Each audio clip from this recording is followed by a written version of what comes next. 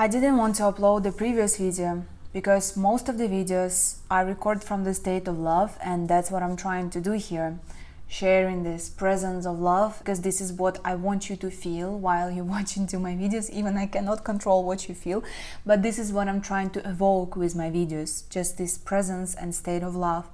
And the previous video is not about it, but I also promised myself in this channel that this channel will be authentic.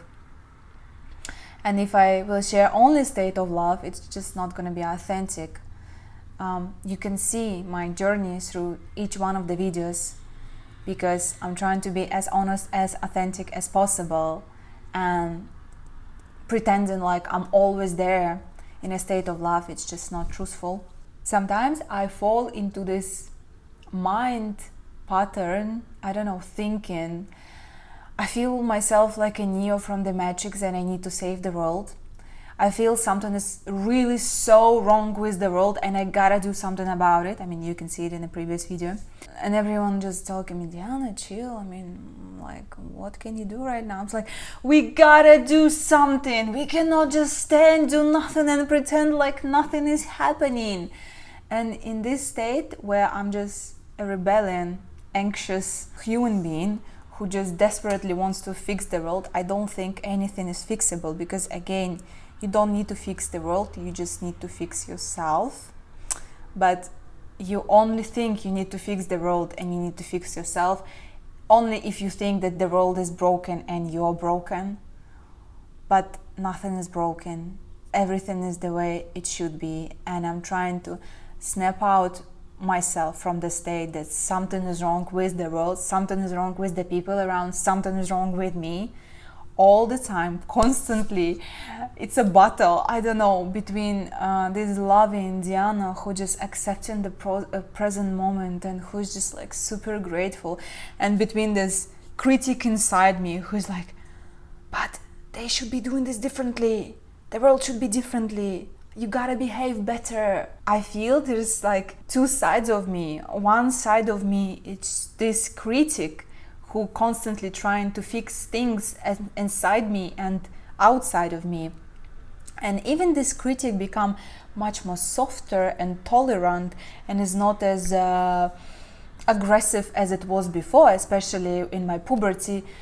But still, I mean, dude, you're not welcome here anymore. I don't want to criticize the world, I don't want to criticize people, I don't want to criticize myself. It just doesn't bring any good. I'm sorry. I understand you, me, us have a passionate, very active mind who constantly trying to improve things. But if you come in from the place there is something is wrong already, you cannot fix the problem if you are on the frequency of the problem itself. You cannot fix the problem from the state of mind where you think something is broken, because something is constantly always be broken. Even you fixed one thing, it's going to be another one. And there's another Diana who is grateful and calm and loving. And I feel I'm becoming more and more close to this Diana. But I don't know if I should go further, because maybe the answer is somewhere in the middle. It's about like balancing between those two. In the previous video, I say that I don't know the answer. I don't know how to fix the world which is broken. It's not anyway. But in this video, I think I know the answer, because I'm not on the frequency of the problem anymore. I think I'm on the frequency of the solution.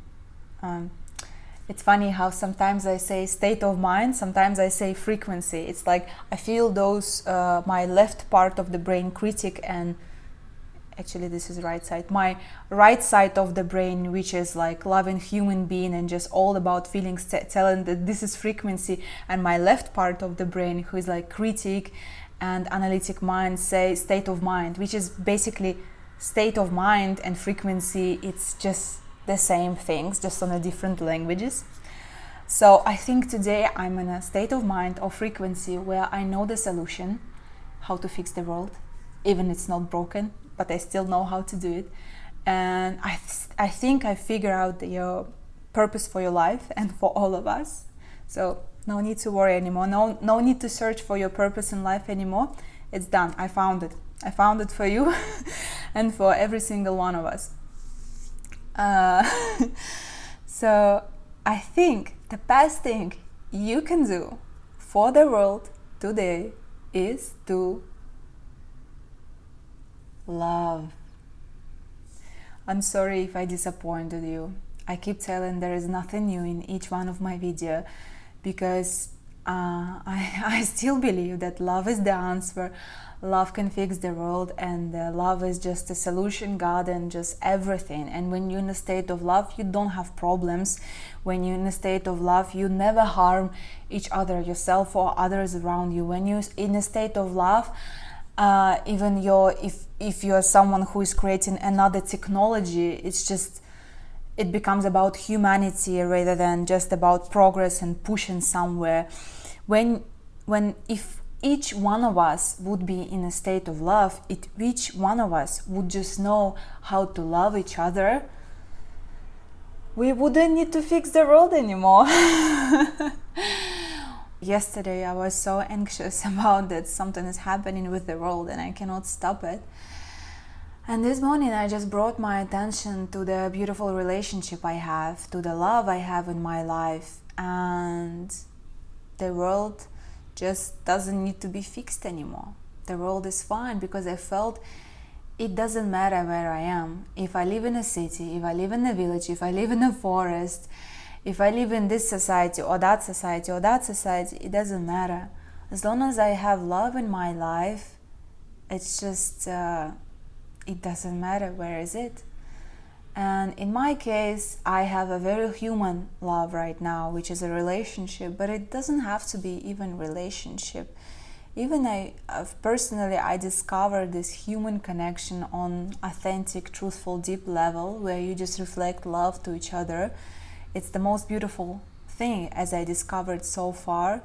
But I think you can experience that kind of love even by yourself, like sitting on nature, just experiencing this bliss of life. That's also love. And the more you are in this state, the state is absolute presence and bliss, the less questions you have to the world and to yourself, the less need you have to fix things around you and yourself. I think that's my only kind of goals for now. I mean, I still have these like human goals inside society. I'm still trying to realize myself and find something that bringing me a stable income in my life. And because in the future I would like to build a beautiful house which is not somewhere like completely outside of society, which is not without electricity and everything. I figure out I want to find actually the balance between technological progress and sustainable way of living, and technology that doesn't harm nature but maybe adding this instead of taking from it.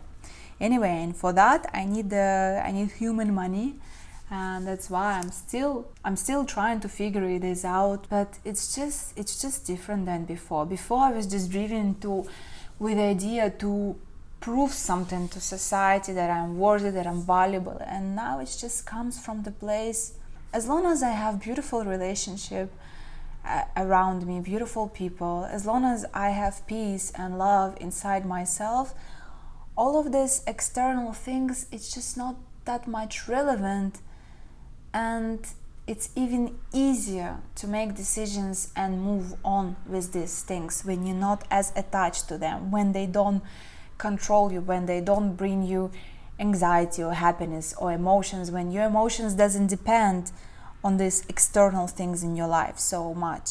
If you have this peace inside of you, if you have this love that you reflect to the world, to yourself, to everything around you, nothing needs to be fixed, nothing broken. And my eternal goal, while I'm still existing in this matrix, Maya game, and I think I will play here for a while I'm still doing these things, I'm not identifying myself as strongly as I was before, and that gives me such a freedom, such a a liberation. The main goal for my life, it's just becoming closer and closer to the state of love and to the state of bliss, where I just appreciate every single thing inside me, outside of me, and where the world is just the way it should be. I'm not always there, but I feel these gaps becoming more and more and more and more. And I believe soon, maybe not very soon, I don't know, I will be just in that state.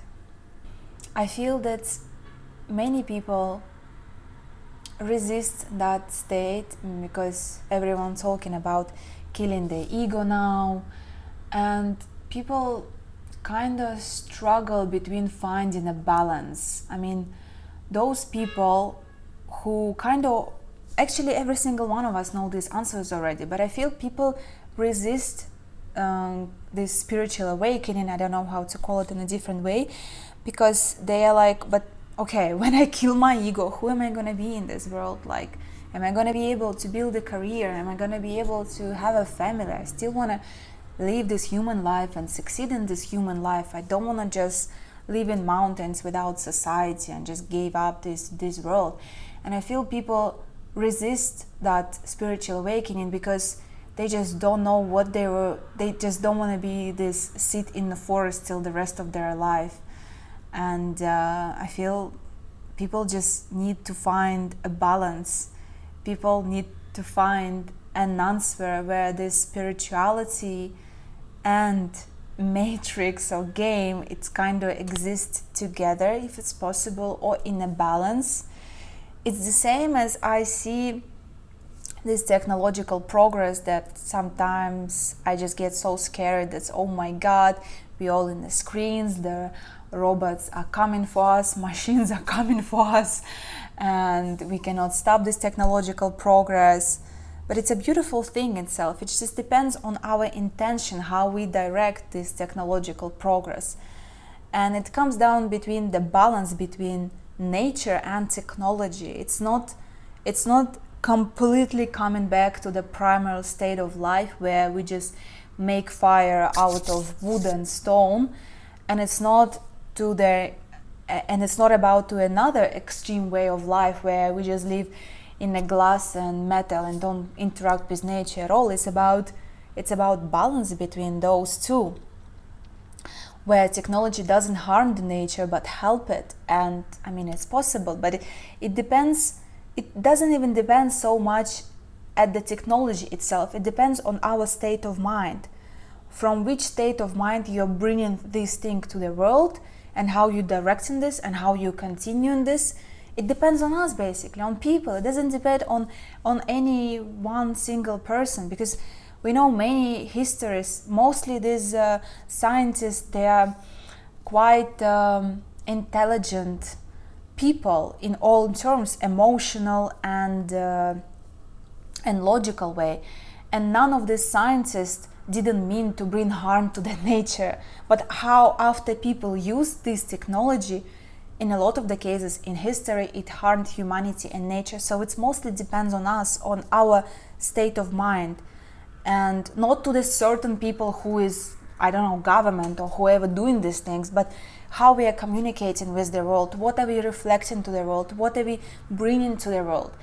Are we spreading like panic, fear, victim mentality, I don't know, thinking that the world is unfair, it's not a safe place, or we spreading love and acceptance and compassion.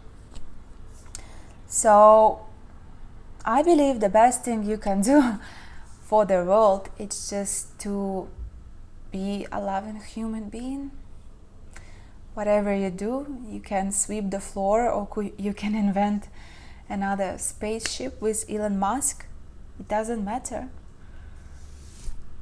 As long as you are a loving human being in this society, you are doing great, and you bring in a huge difference, because this is what society actually needs right now. This is the best profession, major you can choose. Just be a loving human being. And yeah, that's a beautiful difference you can make in the world from that state. Even if you don't influence a lot of people, even if you influence one people in a loving way, one person in a loving way, that is already enough. And I feel we are there actually, we are almost there. I see so many beautiful creators popping up in YouTube, because YouTube is the only digital space I use. And I can see those videos comes from the state of love, and we all talk about the same things, just in different languages. Someone more spiritual, someone more logical.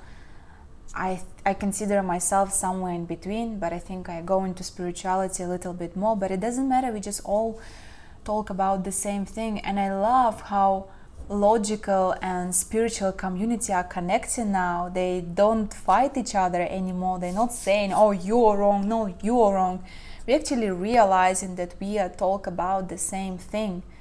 And before, if you would have conversation with someone very logical, it's most likely, like for example, you are spiritual and someone is very logical, it would be most likely a fight, or not a fight, very aggressive discussion, kind of trying to prove these points. And now it more looks like we are talking about the same things, and we kind of opening each other perspectives from the angles, but in the end the whole picture looks the same. And it's beautiful how our right part of the brain and left part of the brain and society, we just all come together. And people are so compassionate, so kind to each other now on the street. I don't know, maybe it's just only my world, but also in the digital space, these YouTube comments I read all the time, it just gives me such a warm feeling on my heart. I'm like, oh my God, people, you're so beautiful, you're so beautiful. I'm so happy to live in such society where people so compassionate and so kind to each other. We are getting there. We are getting there for sure. So everything will be alright. As long as you love each other, as long as you have love, nothing else matters. I love you, beautiful human being.